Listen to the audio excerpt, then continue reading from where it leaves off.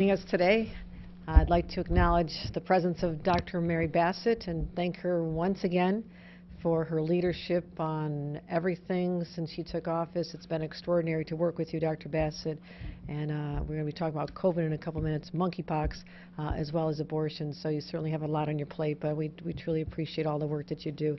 Caitlin Doyle is also here, the Director of Women's Health Programs for Long Island Jewish Medical Center. We'll be hearing from her, as well as the room is filled up with amazing individuals who represent, whether it's Planned Parenthood or healthcare organizations that are providing abortion. We just had a very productive roundtable, and I'll recap that in a few minutes. So that's what we're going to talk about. But first, COVID continues to be ever present. This is something that we had talked about in the past, about doing everything we can to be prepared for new variants, and we just had a meeting on that issue as well this morning, as we're having regular updates on what is going on. The new very contagious variants, BA4 and BA5, are very much around us. Now you look at the numbers, we track the numbers all the time. We're at about 33 per 100,000, which is not that much higher than it was a month ago, 26 a month ago. Here in New York City, though, it's 45 per 100,000, and a month ago it was 38. So we're still trending. We'd gone down, going back up again a little bit, but we also track hospitalizations. I mean, I want to know how many people are being hospitalized. How severe is this? Is it a nuisance? Is it a real problem? Are people dying? People being hospitalized? And so the number on that, the hospitalization, the 7-day average for hospitalization, really is just about what it was a month ago. It's about 11 right now per 100, or 11.2%. 10.6 here in the city and in the state. So we're not doing poorly in that front, and thankfully the deaths remain very low, and that is something that is important to us. So again, we know what to do. Vaccinations, and about 78% of New Yorkers are, of the total population eligible, are fully vaccinated. Always can do more on the booster front.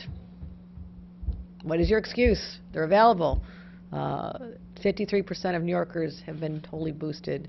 So we've made real efforts, we've made real progress, but I'm also going to talk about the fact that treatment is important as well. I mean, people who contract COVID also are eligible to receive therapeutics now. That is a good thing. We didn't have that early on. So to just lessen the severity, lessen your symptoms, and just get you through it, we have therapeutics, but a lot of people have barriers. They don't know where to get them. You know, what is this all about? And a lot of people just don't have a regular health care provider in the state.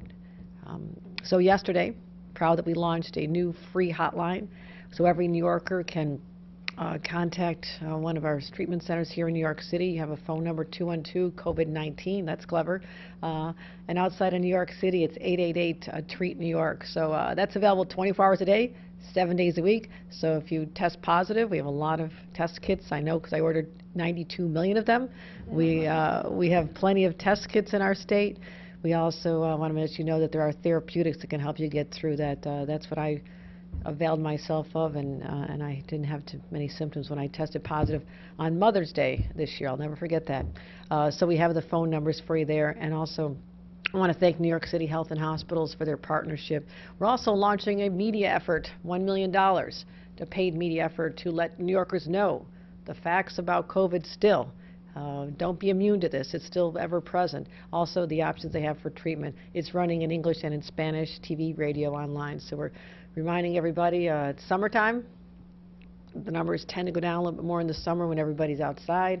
And fall and school are just around the corner. So parents, things have changed since your kids may have been in school. Now children 5 and up can get that shot. We're working on younger children. So please get your kids vaccinated before they go back to school in the fall. We just want to get through less disruptions than we've been experiencing. And so it's still with us. We're on top of it. We're not changing our policies at this time, always reserving the right to do so. I will always reserve the right, but right now we just want to have people be smart, and would recommend in various settings, including transportation. We want everyone to wear a mask on their public transportation, on the trains and on the subways. So let's stay on top of that. And then, of course, when we're dealing with COVID, our Department of Health isn't busy enough. We're now dealing with, as we talked about for a couple weeks now, monkeypox. Total cases statewide is 238. They are very, very, very concentrated in New York City. Of course, we have a website to get information, but New York City has 223 of the 238 cases. Westchester has about 7. Sullivan, Chemung, Rockland, Suffolk has 4. The first 3 have 1. Nassau County has 1. And so it's something we're concerned about. It's rare. It's a viral infection that does not usually cause serious illnesses, but rarely fatal, but it's very unpleasant. You can end up with permanent scarring as a result, extremely painful. So at this time, no deaths have been reported from monkeypox. We hope that stays the way it is. But I did talk to the White House about this, Dr. Jha, who's leading the response for the White House, and I said we need more treatment, we need more vaccine allocations here in New York State. I pointed out that we have vulnerable populations. We have a lot of activity out in places like Long Island, Fire Island. We have a lot of concern about some of our neighborhoods. So last week the federal government gave us 8,915, I believe it was. They gave us case, and I said, okay, we have a large population, but they're limited as well. Apparently there's one provider. It's in Europe, supply chain issues, so I heard all about it, but they expect to get a much larger supply in the near future. I think it was a quarter of a million doses for them. And I'm pleased to announce today that the DOH will be distributing an additional 5,180 vaccine doses. About 1,750 will go to Suffolk County. I know Northwell has set up a facility on Fire Island.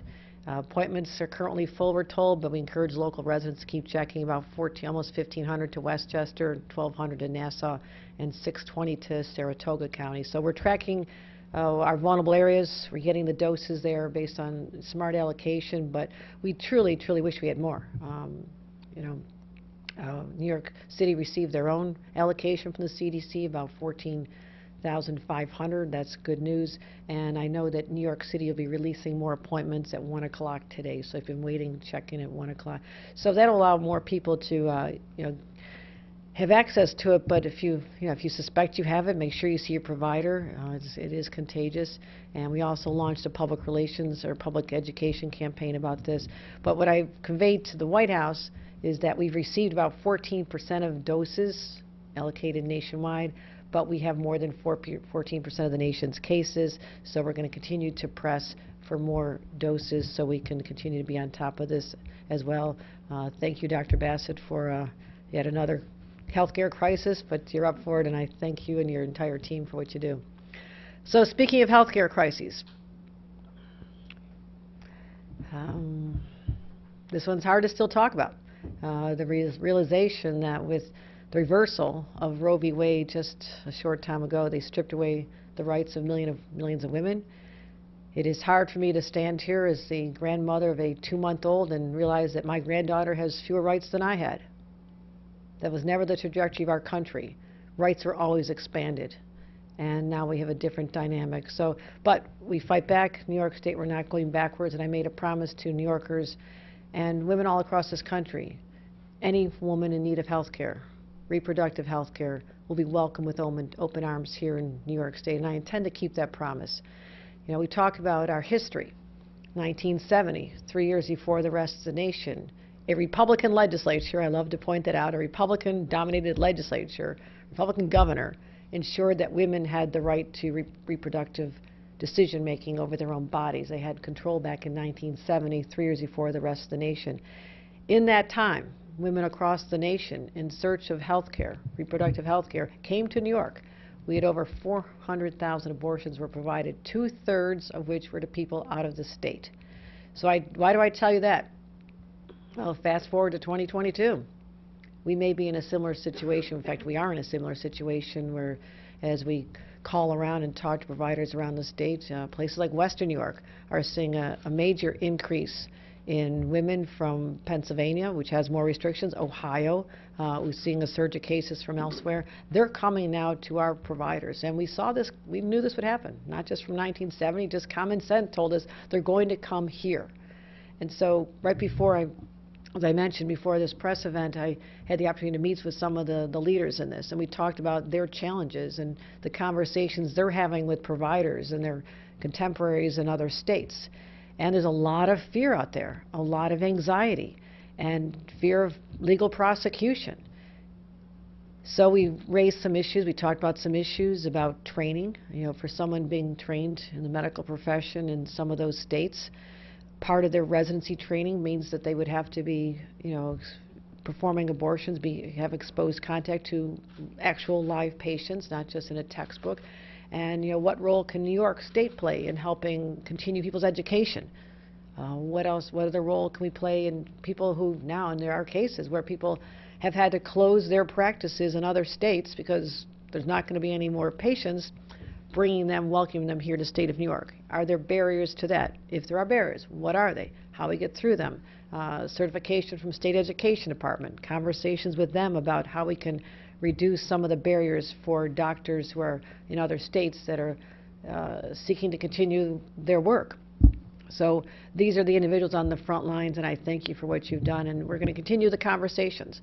We had our first approach, but we're going to continue refining New York State's response in light of more information and more data, and making sure that we are always here to ensure that we're doing everything possible. And part of that was funding. We announced this early on before the decision was clear. We saw their intent was telegraphed with the leaked memo. We had over $35 million, and that's from Commissioner Bassett's funds, $10 million of which is for security. That's a no-brainer. We know vulnerabilities. I'm from Buffalo. Dr. Bernard Slepian is still very much in the hearts and minds of people who live in Western New York. So we know there's vulnerabilities at facilities, people's homes, and so we're prepared to protect people with security.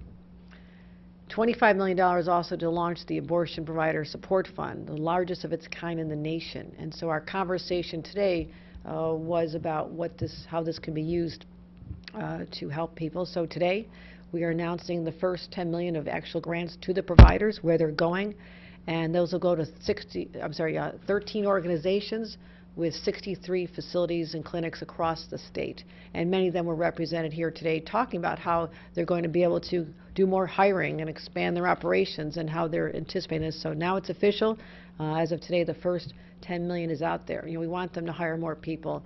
And as I heard today, great appreciation for this funding, but we appreciate what you're doing. And it's a shame we needed to do this, but we did it. And again, that's part of our effort to be proactive and have provider-centered care work that's being done so importantly. So we're going to continue doing that. Dr. Bassett, I thank you for holding the roundtables around the state as well. We're going to get you all over, getting a grasp on what the localities need. Again, some of those that are the border communities are going to see more, but other ones might be flying in, through our airports. So then you're going to see more of a concentration in New York City. So we'll be monitoring what's happening as some of the states that have trigger laws that have not gone into effect yet. So we're at the cusp of this. We're at the very beginning of what we believe will be a major influx of people in search of women's health care. And so we also want to continue expanding. So we're going to be announcing $15 million will be announced in our phase 2 of the fund. These will be given to independent clinics. The first wave was $10 million to organizations we already had contracts with, so it was easier for us to allocate the money, but obviously we do this correctly. There's contracts involved, so our round 2 grants are going to be, we're going to be open up to solicitations next week, so we want to get that word out. And I mentioned the security grants as well. So that's what we're going to keep doing, focusing on our providers, but also, just to recap, we're working to help women in every way we can. Part of that was enshrining abortion rights in our state constitution. The first steps were taken along those lines. We, here's the executive chamber calling upon, while they were considering the gun legislation, another whole topic. We'll be talking about that later this week. I took the opportunity while we had the legislature convened for an extraordinary session, that's what it's called, an extraordinary session, to consider this amendment. So we passed they passed the Equality Amendment, and that'll address health care and reproductive autonomy, and these rights will remain. This was really important to all of us. So I'm also partnering with the federal government, making sure that President Biden knows our concerns. We just did a call with him 2 weeks ago now, and he wanted key governors to give a reflection of what we're up to and also to hear what he's doing. And I'm glad to see that the President is directing HHS to consider providing and increasing access for over-the-counter contraceptions. It's shocking to realize you can't get them over the counter. And in consultation with Dr. Bassett, I'm here to say that New York State 100% fully supports over-the-counter contraception. Let's be sensible about this. Let's make this easier. And also medical abortion pills will be increasing access to them as well. So my staff has another follow-up call with the White House just today, so we're fully supportive of these efforts. Also, that's another reason why we made sure abortion was covered under insurance in New York State. These are not free to perform. We want to make sure the insurance companies know their responsibility, as well as creating our protections for doctors. There will be cases. There'll be cases that come when aggressive individuals from other states, especially those that have the private right of action, which is still surreal to anticipate that there could be vigilantes out there hunting down women, and that trail may lead them to New York. It may lead them to one of our providers, and our law, as written, it will protect them from extradition, will protect their rights. But again, this is uncharted territory, my friends. It's uncharted territory. So we'll be finding out what they do, and we're ready to counter. So I anticipate this is going to go on for a long time, but I want you to know, we're going to continue our marketing campaign so people understand it's still legal here in New York. Talking to providers, there are people coming in saying, oh, I heard abortion was now illegal. So one would think, why we have to do this in New York? Because people don't know. They're watching the news. Roe v. Wade is overturned. So you can understand where they're coming from. So we're out there again reminding you that it's safe, legal, accessible always, and that's part of our public awareness campaign that is out there. So there's other options, take care of the providers, remind people of their rights, take care of the insurance, take care of coverage, and to the businesses who have employees in those states, whether they're New York City based, New York State based, they have branches, operations elsewhere, or they're headquartered elsewhere, and all of a sudden having an awakening, I'll call it, that they actually have maybe a certain percentage of their workforce are women who all of a sudden have no rights to determine their own health care decisions. So I wrote an op-ed back May 12th, I wrote an op-ed in the Wall Street Journal encouraging these businesses to rethink where they are. Do you really want to be in that kind of state that is hostile to not just women's rights, but telegraphed by Clarence Thomas, possibly hostile to LGBTQ rights and marriage equality and even contraception? So that's not us standing here thinking of the world's worst case scenarios. That is written by a Supreme Court justice. So that is the world we're living in here. And we need to be prepared. So I put the message out to businesses that you're going to have problems with your workforce if you don't have these services available, or you want to just come on back to New York. We'll take good care of you. So we did an op-ed. We actually published a full-page ad in the Wall Street Journal May 16th. I just said, this is a statement of our values. This was in the newspaper. And here's a phone number, Empire State Development. Give us a call. We'd like to talk to you. We'd like to talk to you as you go forward, because short of a change in the Supreme Court, and they're all pretty young, I don't know that we're going to see this change at the federal level anytime soon. And what could actually happen at the federal level? Again, I'm not going to ever feel like I was Chicken Little saying the sky is falling, because I said that about abortion rights in 2016, that this could happen. And it was like, oh, really? It happened. It happened. Outcome of a presidential election, we end up at the Supreme Court with justices that are hostile to human rights. I'd have to just say the human rights. So we saw this coming, but this is going to be with us for a while. I don't see this changing for a long time. And there could also be a national ban on abortion. And that is what we have to be talking about now. Again, not us trying to come up with scary doomsday scenarios. That is what Mitch McConnell has telegraphed to us. So that is what happens in elections starting as early 4 months from now. So New Yorkers, Americans, be aware. Be aware. If you want to live in a country that is hostile to your rights, don't complain about it.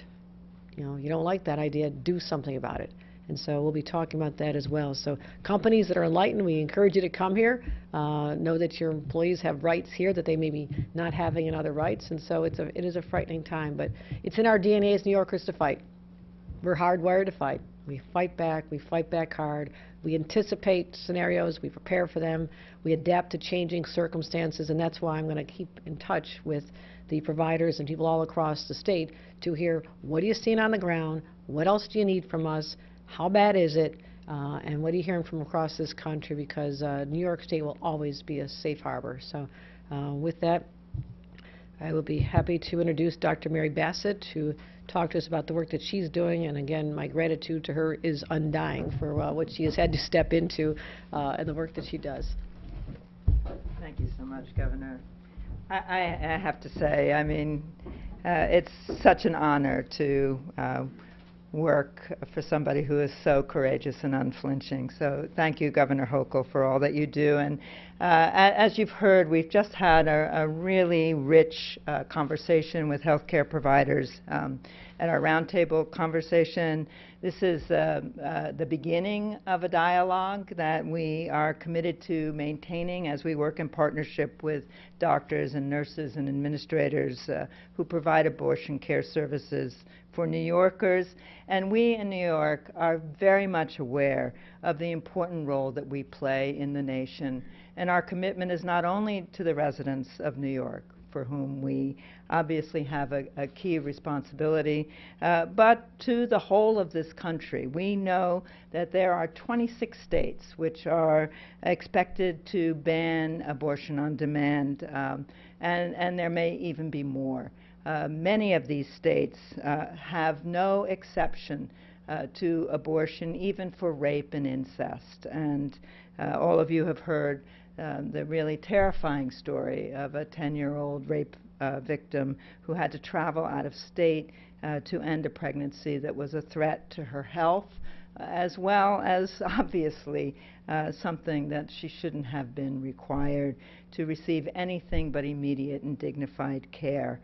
So we had feared this reality, but as Governor Hochul has said, she called upon us way back in May to begin preparing for it. We know that this is not simply a human rights issue, which frankly is enough. It's also a health care issue. The data are compelling that as the United States has restricted its access to abortion, something that began way before ending Roe, which happened, hard to believe, just 2 weeks ago. But the restrictions began years ago and have occurred in parallel with the increase in maternal mortality. The United States has the unenviable position of having the highest maternal mortality rates of wealthy nations, and that has occurred in concert with the loss of abortion access. You've heard that we have made funds available to abortion providers. We've established a abortion provider support fund. 13 organizations have contracts. They offer collectively services in 63 clinics across the state, and $10 million is being contracted with them to expand their services. As the governor has explained, an additional $15 million will become available in what we're calling phase 2, and this will become available to a broader array of providers. We expect the solicitation announcement to go out in the coming week. So this is part of ensuring that we have support to expanded access in New York State, and that we will continue to remain committed to maintaining abortion services. You know, I've often talked about the importance of health to human rights, but the right to bodily autonomy is absolutely key to health, as well as a key right for all women and for all people who become pregnant. So we must continue to ensure and in collaboration with the providers with whom we've just been meeting, we will continue to pursue opportunities to expand those. We're talking about increasing access to contraception, which scarily the Supreme Court Justice indicated, Clarence Thomas indicated, might be in his sights and may be an additional effort that we have to undertake to protect contraceptive access. And we also need to make sure that we play our role nationally. You all know that I've talked about my personal experience with abortion. And I think many of us who always considered this a personal matter, which I certainly do, have felt that it's important that we step forward and destigmatize abortion and make sure that women understand that this is something that they have a right to. Every person, every woman, every girl who comes to New York seeking an abortion should know that they continue to have these rights here. And with the support of our governor, we will continue to protect those in every way we have. We hope that other departments and states will join us in some of these efforts. And I want to thank again the many providers who've joined us today for all that they do every day on the front lines. So with that, let me introduce Caitlin Doyle, who is the Director of Women's Health Programs at the Long Island Jewish Medical Center. Caitlin, please join us for some brief remarks, and thanks.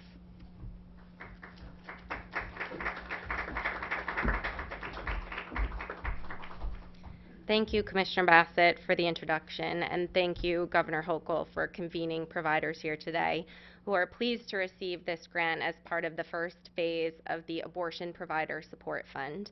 We are so humbled for the opportunity to share the emerging challenges for healthcare and the aftermath of the Dobbs decision.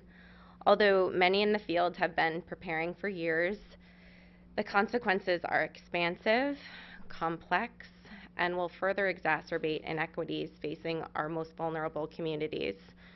Today's conversation with colleagues across the city, Westchester, Long Island, demonstrate our shared commitment to provide increased access and safety to individuals seeking comprehensive health care at this critical time while seeking innovations for the future. We deeply appreciate the governor's initiative to protect reproductive rights and abortion care in New York State. We will not go back. Thank you. Thank you, Governor Hochul.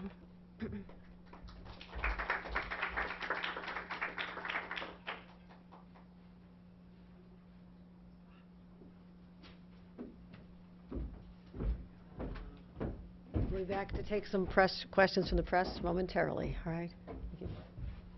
Any questions?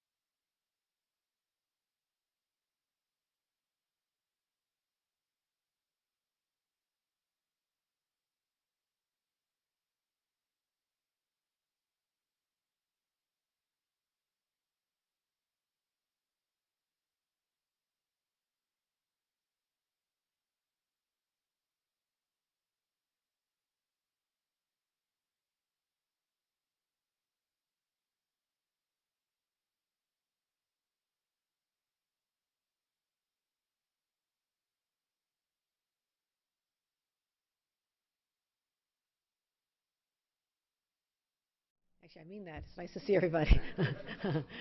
Hi. Good to see you, Peter. Questions. Why do you see the need to make New York a safe harbor? And why should New York State taxpayers be paying for care for women from out of state? Well, first of all, it's who we are. We've always respected people's rights. We are the birthplace of the women's rights movement, for example. So I consider this part of our history. It's part of our DNA. And these are basic human rights. The right to make a decision about whether or not you want to continue a pregnancy. That is deeply personal. That is up to a woman, not to the Supreme Court and not to your state government. So we are going to continue leaning into these rights. And if they start coming after marriage equality, that is another fight we'll take on, because we are the birthplace of the LGBTQ movement. So regardless of what it is, New Yorkers have always stood up, and I'm not relinquishing that moral responsibility we have as New Yorkers. As far as taxpayer dollars, right now women coming from other states to secure health care and abortion can be treated here in New York State. So we're simply saying we need to ramp up the services to make sure that New York women can get what they need while we're expecting an influx of other individuals coming here. So these are providers already doing the work. We are not paying for transportation to come from other states. That is not what we're talking about here. We're talking about ramping up the services provided to New Yorkers, but also for those who happen to be here. We'll make the effort to come here, that they're covered as well. Governor, I wanted to ask you about the bodega owner who has not been charged, or rather has been charged with murder when he was defending himself, the Jose Alba case. What do you make of that? Obviously, you have the power to remove the DA in certain situations. Do you feel as though that's warranted in this case? And another part of this now, they're not charging the girlfriend who stabbed the bodega. I'm going to continue working with our local authorities, namely the mayor and NYPD, offering any assistance I can to deal with a major challenge, which is public safety. My job as governor, number one, is to keep people safe and do anything I can with my responsibilities to ensure that that is the outcome. So we'll work with people, but I hear people's pain. I know there's a lot of anxiety out there. I don't need to read a poll. I walk the streets. I talk to people. So this is very real. And I want New Yorkers to know we are committed, as we have been, tackling gun violence. Not related to a knifing case, but there is a lot of anxiety about gun violence out there. And we are doing everything we can, despite the Supreme Court, and despite the fact that there are a lot of pressures and voices against what we're doing. We're going to continue to stand up and protect New Yorkers. Just a quick follow-up, though, if I could. I mean, specifically in this case, does it send the right message to charge him with murder? It's not the role of the governor to make those local decisions. We have a form of government where there's a state level. Also, these rights are delegated to locals. So my opinion is this: we need to continue to do more to protect New Yorkers in this state. That is the extent of it. That is my involvement. I will continue to have the resources out there. I'll work in partnership. I have a task force that works in concert with the state. But this is a local governance decision, whether it's New York City, whether it's Albany, whether it's Syracuse, whether it's Rochester. These are local decisions, and I want to focus on the larger picture where I have a major role to play, and that is to make sure that we support these entities. If they need resources, they need assistance from us. That is my role, to look at this globally, holistically, and make sure that we address the very real fears that people have about their public safety. Governor, what do you think about the gun laws that you mentioned? You said there might be more later this week. They're already challenged upstate in court. I was wondering, do you think they will hold up in court? Did you expect these kind of challenges, or was the law maybe rushed through too quickly? We worked very intentionally with top legal minds around this country to craft legislation working with the legislature to ensure that it met all constitutional requirements and thresholds. We passed a law that we believe is constitutionally sound. That's why we'll defend it. And it was not rushed, other than the fact that the Supreme Court didn't give us a lot of time when, like this, they took away the right of the governor to protect the people of her state under a law that had been in place for over 100 years. So we had to respond quickly, because otherwise there would be chaos, and people would think that because they had a permit that they now can carry it concealed on our subways, in our schools, our city parks. You know, we had to take strong action, but we're always anticipating. Our administration has a sharp legal team and a policy team and a legislative team. We anticipated we could have problems if the Supreme Court went a certain way. As the time was ticking down, we drafted legislation and we got it over the finish line in rapid speed, but that does not mean that this was not a very solid, sound piece of legislation that we will defend and be successful with defending in court. Governor, how might ongoing negotiations with Mayor Adams affect the implementation of the class size bill passed by state lawmakers? I didn't hear the question. How might Negotiations with the mayor affect the implementation? Well, there's conversations. This is something, you know, people I'm working with, negotiation sounds adversarial. I have conversations with people, and we've been talking about this since the end of session when, you know, this was a little bit of surprise at the end, the way it was crafted. So we've been looking at that legislation and having conversations with the mayor's team. So we'll resolve this. We'll get through. What's the scope of possibility here? Is it, you know, a wholesale, you know, one-year delay of implementation? Is it based on where the specific schools that might have it implemented, but not at other schools? You know, what's kind of in the cards on the table? We're having conversations. I think you all know me well enough. It's only been less than a year, but I don't negotiate anything and talk about specifics, that I'm working with other individuals to get to the right conclusion. So there are conversations with other individuals affected, obviously the schools themselves, the teachers. There's a lot of people involved in these conversations. It's important. School size is very important to me, making sure that kids get the very best education possible, especially in the aftermath of what we've dealt with, which is a loss of learning almost exclusively for 2 years because of the pandemic. So we want to make sure we're doing the right thing, but again, I don't just jump to conclusions. I do it based on data. My decision making will always be sound based on the circumstances, the data, and we're having those conversations right now. I have more time to deal with this because I had 1,007 bills, record number of bills passed, landed on my desk, or within the realm of being on my desk over the last few weeks. And so we are dealing with the ones that had a deadline. You know, mayoral control comes to mind. June 30th expiration, we had to deal with that. So we are focused on the ones that had to be dealt with immediately, and we've segregated out the ones that we have conversations about to get to a right decision that everybody's going to be satisfied with. But I have until December 31st. Just want to put that out there. For all the bills, they will all be done by December 31st. Is it your expectation this will be resolved through a chapter amendment? That's a possibility as well. I mean, every bill that has been passed has the possibility of having a chapter amendment. Yes, that is true. That is a broad, yes, that is a statement of fact, that every bill can be chaptered.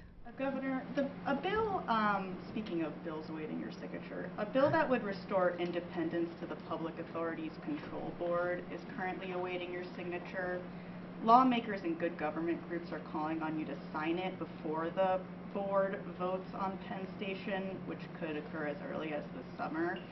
So given the upcoming deadline for that vote, will you commit to looking at that and making a decision or signing it before the PACB votes on the Penn Station? I'm not constrained by artificial deadlines that are devised by other people. I have December 31st as my hard deadline. Everything will be resolved by December 31st. Everything requires a thoughtful response. I need to take the time to work with my team and people affected and come up with the right answers. That's my number one job. Well, one of my major jobs as governor is to be thoughtful, and a lot of bills came through. 1,000 bills were passed. An extraordinary number of bills were passed. And I'm going to focus and make sure we get to the right decision on every single one of them. If I could just follow up quickly, I mean, lawmakers say they feel constrained by the current statute of the PACB, which, as you know, its independence was rolled back by your predecessor. I mean, do you worry about the optics that this Penn plan could be voted on by a board that feels they're not given latitude to appropriately vote on the project? I'll simply point out they passed the law that everyone's complaining about. Governor, one more bill question for you. The wrongful death statute is going to be coming to your desk at some point as well. Have you taken a look at that? There's business leaders urging you to veto it, and then on the other side, of course, there are people pushing to see you sign it. I'm aware of the arguments, and I will have to be a broken record for all of you during this process. I know there's a lot of interest, pressure, advocacy groups. Everybody's all anxious about the signings. All the bills will be resolved in a thoughtful way that is best for New Yorkers, all by the end of the year. Some will be done this summer. I have regular meetings with my teams for briefing based on policies. Guess there is time to do this. There is absolutely time. There's a current law related to that in place and has been there for many, many decades. And so there's not a deadline that I feel the pressure to deal with on that one. So, thank you, bud. Sure. Should you and the state officials be more vocal about masking and boosting? You talk about hospitalizations. They're up dramatically over the past few months. So should there be more talk about masking and boosting? You know, Dr. Bassett, if you have anything to comment on that, we give our numbers out every single day. I mean, we have information, and the number one bit of information that's out there that I don't think there's a single New Yorker who doesn't know, that they have available to them a vaccination. They also know they can get tested. Test kits, when there was a scarcity of them, and there was a lot of anxiety around this, was a different time than we're dealing with right now. And people know what's available to them. We can always ramp up. We can always do more. We can let people know our numbers, but I also appreciate the role of the press in letting people know the dynamics of what's going on. Based on the press, we release literally every day or two. You know, we give out the numbers on what the circumstances are. But Dr. Bassett, anything else we should be doing? No. Yeah. Well, just at the risk of sounding like a broken record, let me just repeat that we need people to get vaccinated. Anybody who is over the age of 5 should receive 3 vaccines, the primary course and a booster. Anyone who's over 50 should receive 4, the primary course and 2 boosters. And we now have approval for the littlest kids, 6 months and older, whose number of shots will vary with the type of formulation. So we've done really well as a state. We have over 3/4 of the population fully vaccinated, but we still have further to go. And it's this that, in spite of rising numbers of infections related to increasingly contagious variants, mortality has remained low. And that is a key public health goal to save lives. And vaccination is clearly the pathway to that. And earlier, of course, the governor spoke about our call line for the rest of state, 188-TREAT-NY, so that people who are over 65 and test positive should, or if you have any underlying diseases, should use that number if they don't know how to access treatment. So, so that's really all of the tools continue to be very important as COVID transmission continues and remains a part of life. I have another question for Dr. Bassett. Dr. Bassett, how many of the new shipment, or for the governor, how many of the new shipment of monkeypox vaccines are for New York City? No, I have the number. Let's see. What it pops? Let's see. It's about 14. I think it was 14,000.